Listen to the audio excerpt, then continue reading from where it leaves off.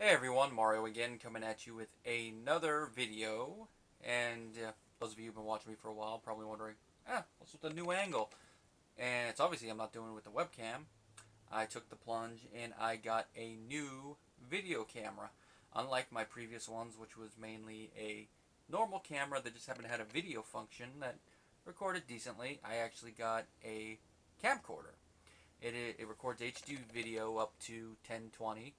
Actually, it has three settings. One is 720 at 30 frames per second, which is the one I'm going to use, and the other one's at 60 frames per second, and then it has the 1080. I just like 720 a little bit better. It doesn't take up as much room and still gives a good picture. So until I get bigger hard drives or whatnot, I'm just going to stick with this for now. Now, as you can tell from the title up there, it's another literature review, and this time it is a review of a novella that Stephen King wrote many, many years ago and was the inspiration in literary source for the 1990s classic, which some people might say is overrated. I would not go into that group of people, so I don't consider it overrated.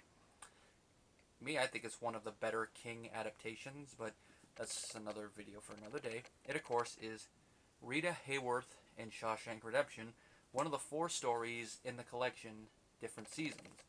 Its subtitle is Hope Springs Eternal, which it's kind of a good little short summarization of the gist of the story.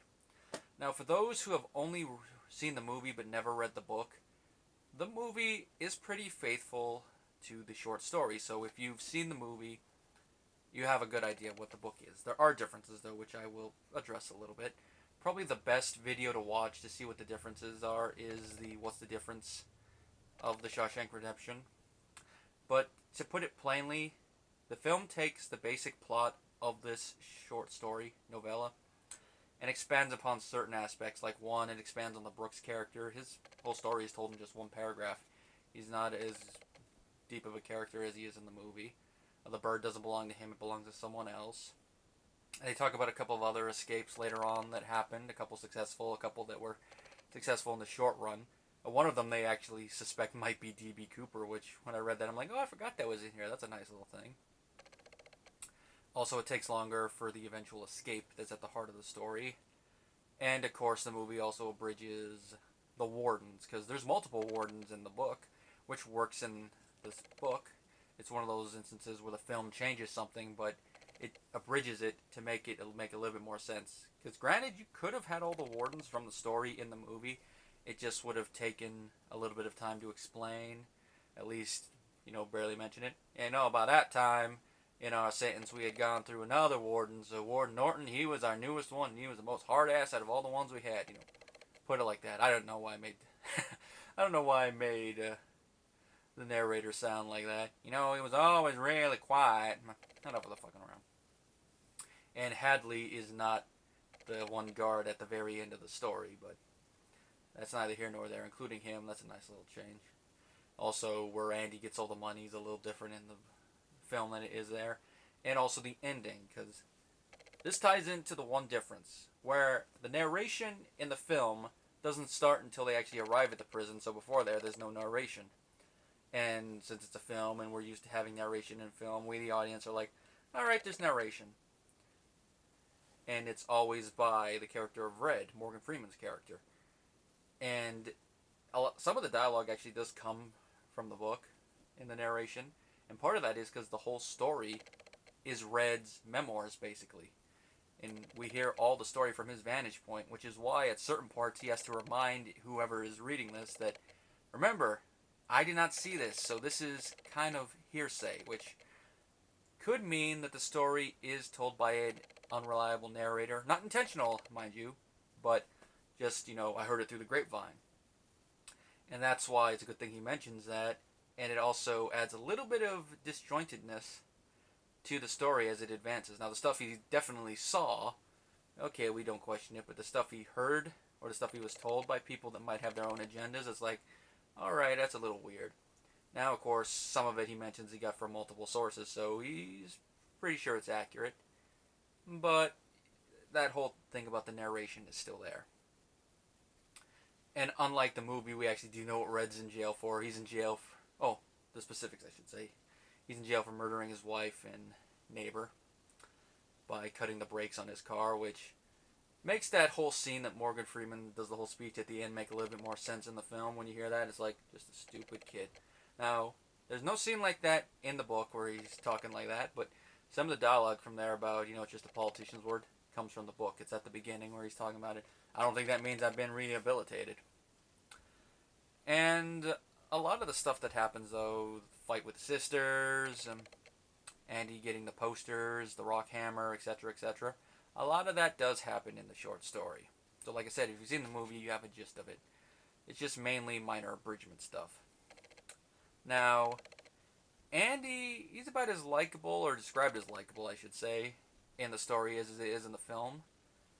And Red is a pretty likable narrator, too. I mean, he talks nonchalantly about the crime he committed, but says, I would regret it.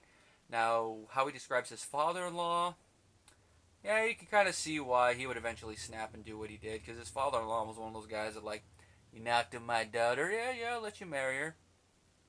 Yeah, but you're gonna regret it, pal. That's how he describes it, and that could mean he's a little biased from that angle, but just based on how he describes the guy, I sort of believe him. I mean, still that little bit of an unreliable narrator thing but with how Red is throughout the rest of it, you just can't help but believing him. It's like I mentioned a little bit ago, the information he gets is like second or third hand. He's writing it down, and you tend to believe it, but there's a little bit more of a reason that there might be errors in it, whereas his first-hand information, not so much, even if there is a little bit of a bias. Now, the ending is a little different too, because film had to have that happy ending where they reunite, where in the book, the last part is just, yeah, I hope. And from what I've gathered, Stephen King's inspiration for this novella was all the prison movies he would watch when he was a kid.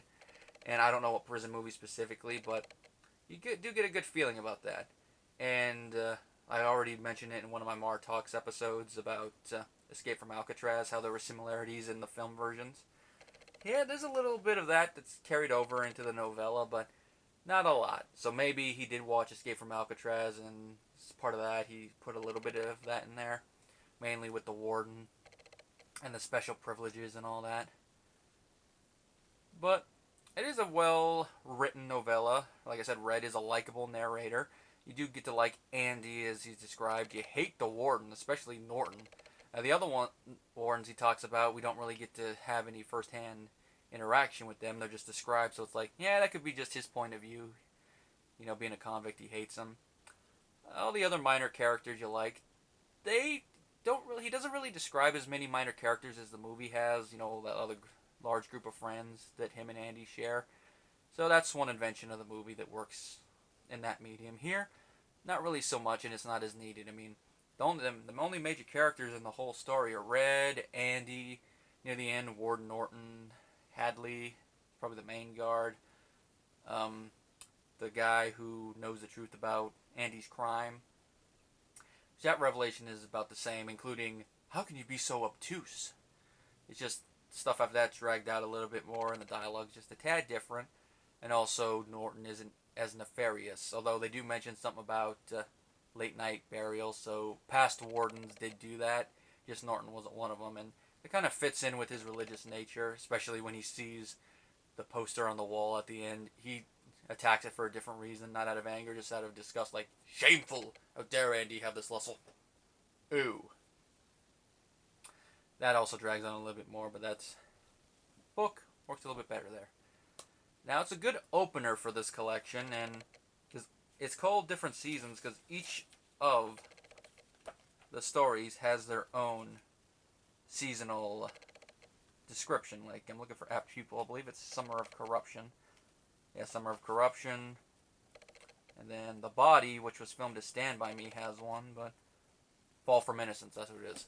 So see, there's a little tie in there. They're all novellas, and they all have that little summation. And it's kind of sad that the fourth one is the only one of these stories that hasn't been filmed as a movie yet. Now, in conclusion, like I said, well-written story. You like Red as a narrator. You like his description of the characters.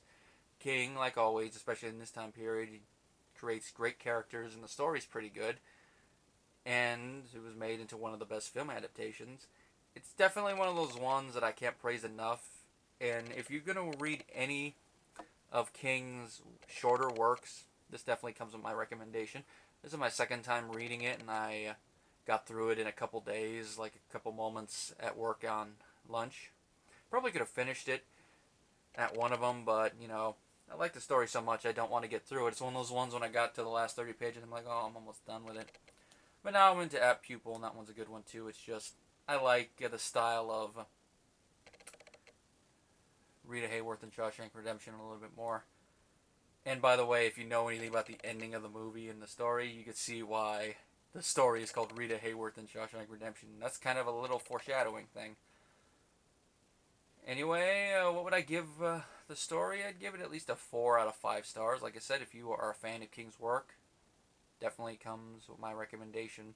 And I do want to find out what prison movies he saw that inspired him to write this. Like, the Escape from Alcatraz is mainly speculation on my part, but it'd be interesting if that was one of them.